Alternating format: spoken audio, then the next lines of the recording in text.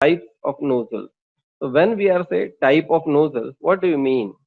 When we are saying the various types of nozzles, the nozzles can be differentiated. So these are the types of nozzles. There are various types, like based upon its purpose and use. So for the purposes for which the nozzles are being used, accordingly they will be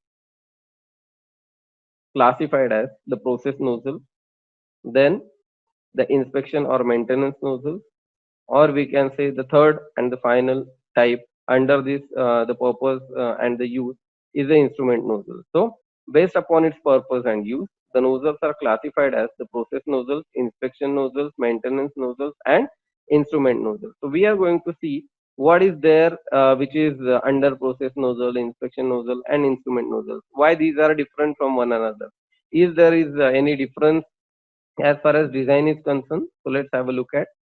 So the types of the nozzles, as we have seen that it is as per the classification based upon its purpose and its use. The first was the process nozzle. When we are saying the process nozzle, means what? The nozzles which are there to carry the fluid from any other system, bringing inside that vessel, or carrying the fluid from that vessel to some another equipment or some another storage tank. So these nozzles are for the transportation of the fluid either into the vessel or from vessel to some other vessels or the components. So what are the different nozzles? So these are few of the names and the process names of those nozzles, like the flow inlet, flow outlet, cleaning inlet, cleaning outlet, overflow nozzles, etc. So there are various types of such nozzles which will be used in the process, and their purpose is to transport of the fluid from one location to another, or bringing the fluid from another location to allow that to enter inside the vessel. So these are the process nozzles which are getting connected to the process piping, and hence these are different from the rest of the nozzles. As we are saying that these nozzles are connected to the process piping, so whatever loads which are coming because of that process piping, those are also coming on this process nozzle. So these process nozzles are very critical as far as the pressure vessel design or the nozzle design is concerned. So let's say this is one of the process nozzle from which the fluid is coming, and you can observe from the bottom that it is carrying the fluid away from this vessel to some another equipment. So like this, this process nozzles are for the purpose of allowing the fluid into the vessel and at the same time allowing the fluid out of the vessel also. So that is what we have discussed. So the primary function of this is to carry or transport the fluid from or to the vessel. Then, based upon again its purpose, the other type is inspection and maintenance nozzle. Every equipment based upon its operation may or may not require the maintenance nozzle. So sometimes, if there is a critical maintenance required, then the manhole of a size, let's say 600 mm, 500 mm, 650 mm, from which the man can go inside and do the cleaning or whatever maintenance purpose, or if there are some internals which are to be replaced or to be put in, for that reason also this manway or inspection openings are required or the nozzles are required. So based upon this, the manhole, handhole, side glass, light glass, these are the typical nozzles which are used in any pressure vessel for access. These are also called as the access openings, from where we are having that access of that vessel. We can go inside or have something put inside that vessel.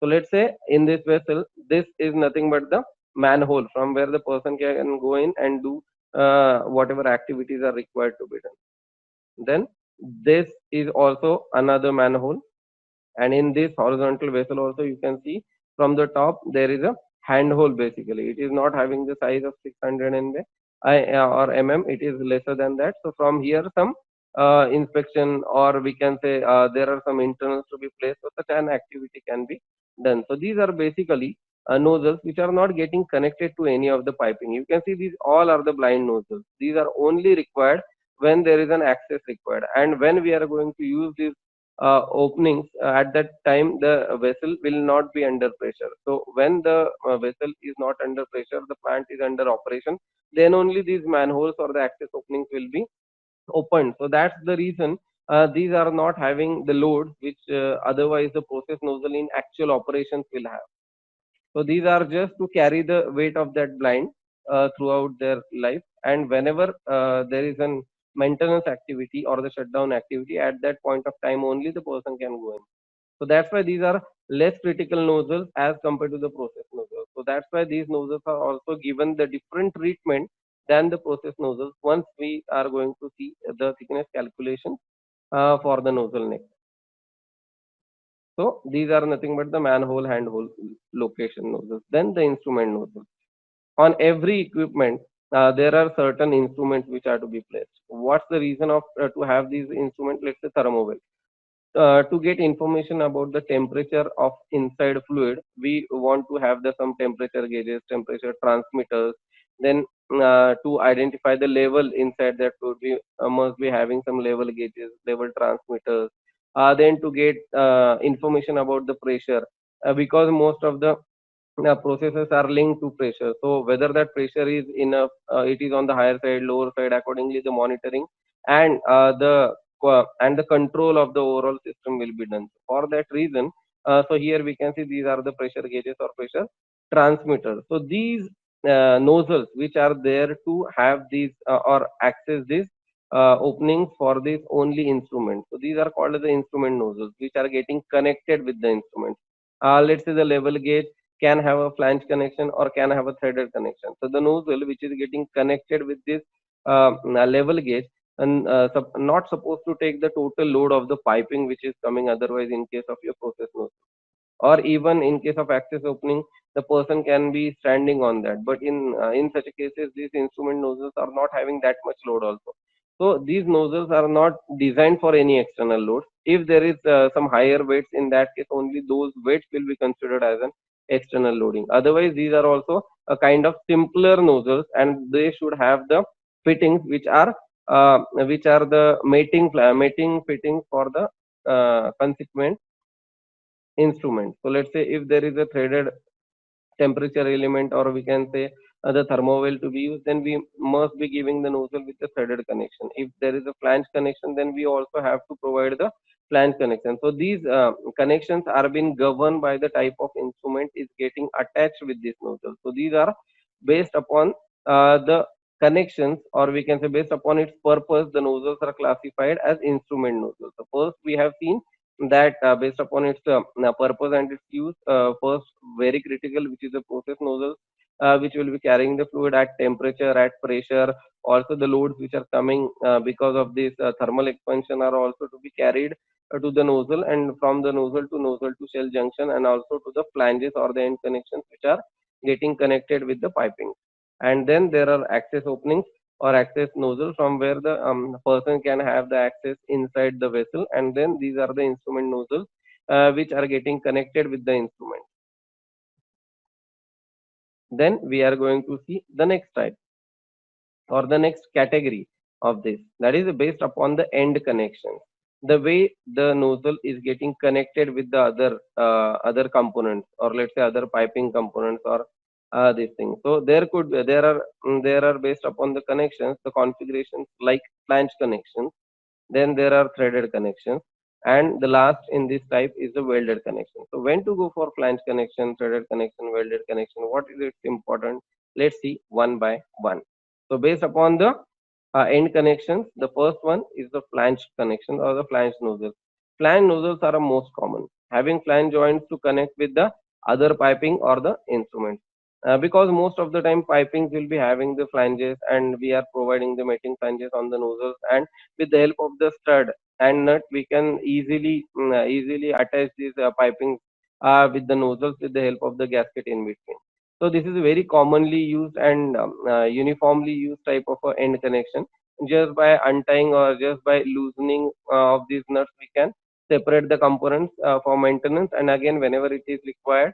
So we can have the flanges are available in all sort of rating from 75 till 2500. So it can be able to sustain very high pressure. So flange connections are reliable connections, and these are most commonly used in oil and gas industry.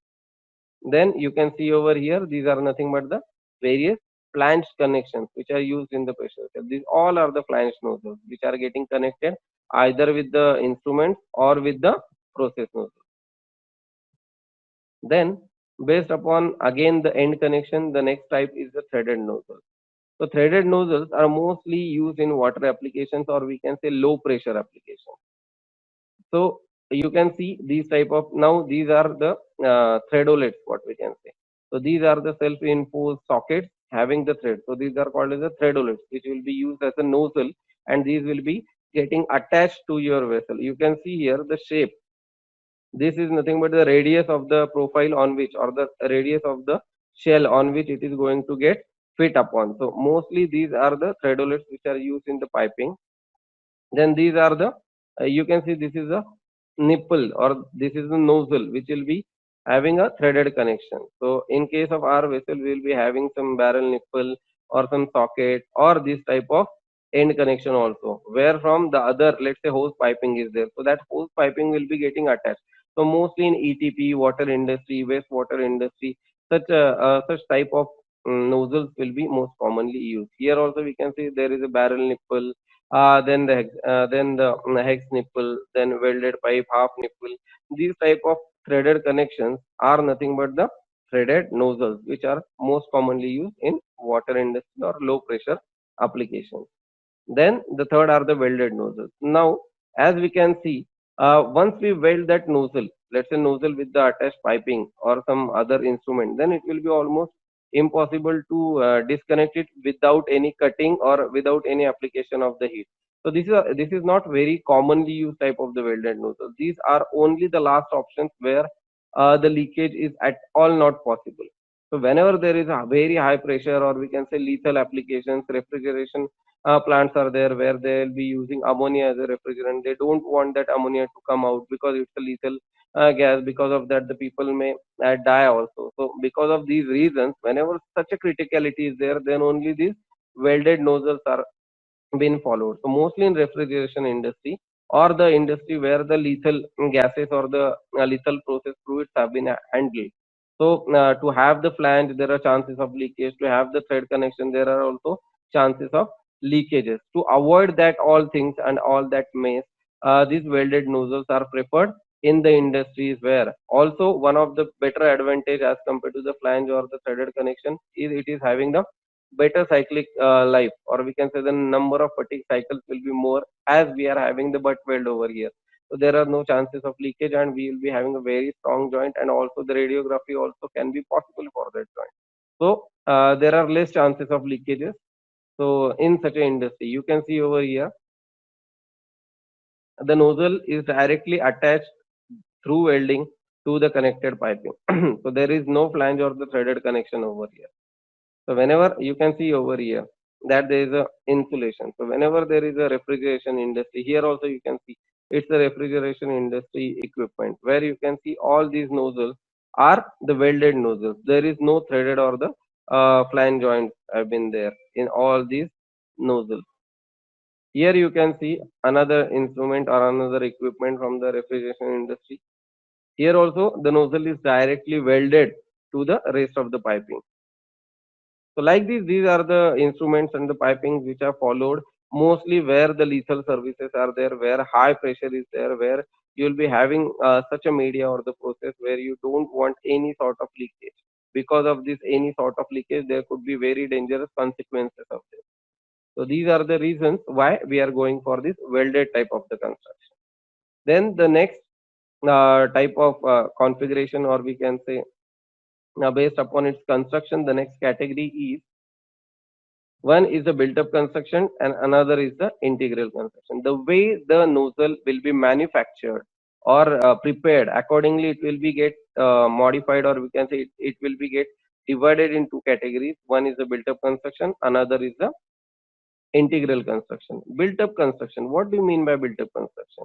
It is very economical construction, most commonly used in all across the industries. So built-up construction means what? We'll be having each and every component of the nozzle as a separate component. Like here we can see this green color is nothing but the shell to which we are getting connected this nozzle. So what we are doing, we'll be having, you can see over here, there is a weld joint over here. So we'll be having this separate pipe, separate flange, and if it is required to provide the reinforcement, then we'll be having the separate reinforcing pad. So it will be made up of this separate reinforcing pad, separate pipe, as well as the separate flange joint. Based upon the requirement, the flanges can be slip-on flanges, then loose ring type of flanges, or it can be a weld neck flanges like this. So this will give us a very high flexibility to the manufacturer to make these type of nozzles, and these are very cost effective as compared to the integral nozzles. So most commonly these type of nozzles are used in the industry unless and until there is a very specific requirement. We are not going for the integral nozzle. Now the integral nozzles, as the name goes, it is integral. Means what? All these components, whatever we have discussed, those are made up of the one single forging. So we can see over here this total flange, its neck, then the reinforcing component, whatever RF pad was there, that has been eliminated, and that reinforcement also have been incorporated in this heavier thickness of this nozzle, that is called as the SR, or we can say self-reinforced nozzle. And in addition to that, there is a butt joint between your shell and the nozzle. In case of your integral joints, you can have it welded over here like with the help of the fillet joint, or you can have a leap like this. So whenever we are having the leap, it means that we want to do the radiography of this joint and to make sure that there won't be any leakages, or there won't be any leak paths available which are unchecked.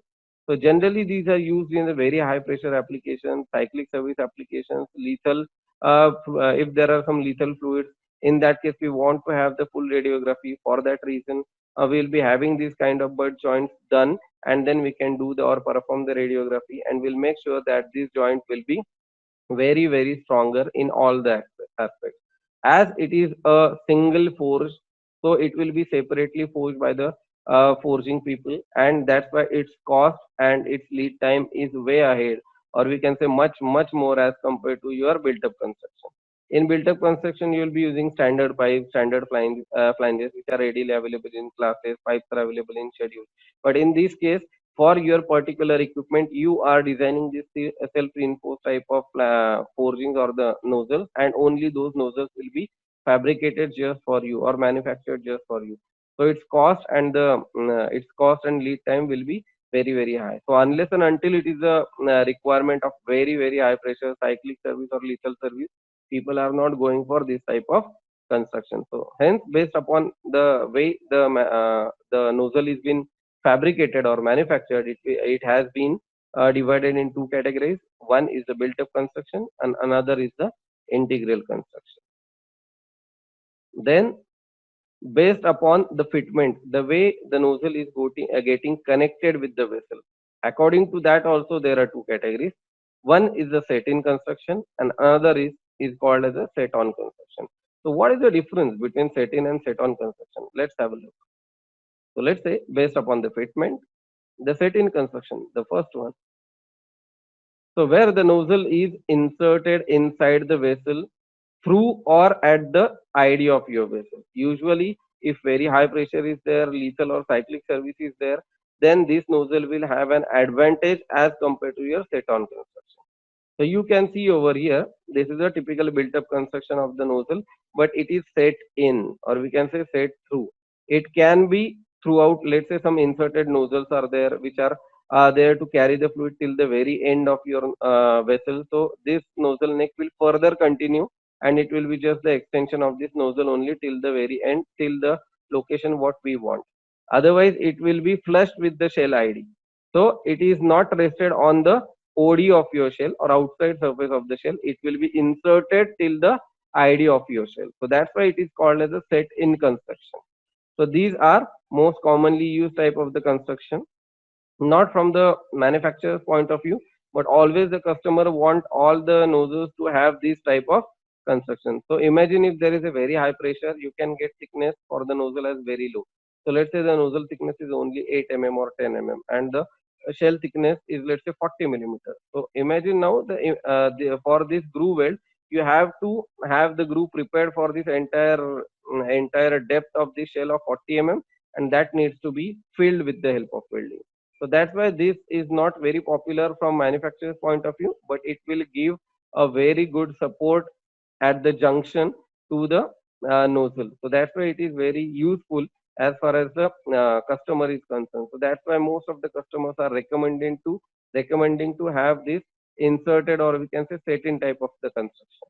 Whereas the manufacturer will always want to have the set on construction, because you can see over here set on construction. So the hole will be equal to the ID of your nozzle, unlike the previous one where we'll be having it is inserted through. So the hole has to be equal to the OD of your nozzle. Here it is equal to the ID. The nozzle will be placed on top of your shell, and there will be a welding or a groove will be prepared across only the nozzle thickness. So if there is a very high pressure application, then the beveling in nozzle will not be that critical as compared to that of the shell. So that's why these are being preferred by the manufacturer. So these are usually used all across the industries based upon your application. You can always use that. But if your customer recommended, then that set-in construction will have more advantages as compared to this set-on construction. So based upon these constructions, these nozzles are also get divided into two, which is the set-in and one is called as a set-on. Set-in is also called as set-through also. If it is getting continue beyond that ID, then it will be a set-through type of the construction. So friends, you must have enjoyed this technical video. Those who want to have in-depth knowledge on the subject, pressure vessel design, heat exchanger design, PV-Lead software training, they can opt for our training courses, for which you have to contact us on our WhatsApp number 9921229232, 9921229232. For more such technical videos, download our Android and iOS app. Download link is provided in the description below. To know more about training and how to use app, watch our demo video, link for which is also provided in the description. Don't forget to subscribe our YouTube channel, Express Engineering Training Services on YouTube, and also don't forget to hit the bell icon. Happy learning. See you.